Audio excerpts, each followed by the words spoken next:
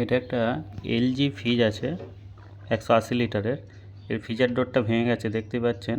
Freezer ডোরের একদিকের ওই যে ছোট গুটি থাকে ওইটা ভেঙে গেছে, এর ফলে লাগানো যাচ্ছে না, ফ্রিজার ডোরটা আটকাচ্ছে না। তো এটা নতুন আনতে বলেছিল, যেহেতু একদম নিউ মডেল তাই মার্কেটে অ্যাভেলেবেল নেই। আপাতত যেইভাবে লাগানো যায় সেটাই লাগিয়ে দেব অন্য একটা প্রসেস করে। তার জন্য যেখানে থার্মোস্টার সুইচ থাকে সেটাকে খুলতে হবে, নাহলে লাগানো যাবে না। এটা খুলে কাজ চলার মতো লাগিয়ে দেব। যেভাবে লাগাবো আশা করছি আর নতুন লাগানোর দরকার নেই, লাগিয়ে দিয়েছি। একদম ইজিভাবে যেমনভাবে খোলা পড়া হয় সেইভাবেই খোলা পড়া যাবে।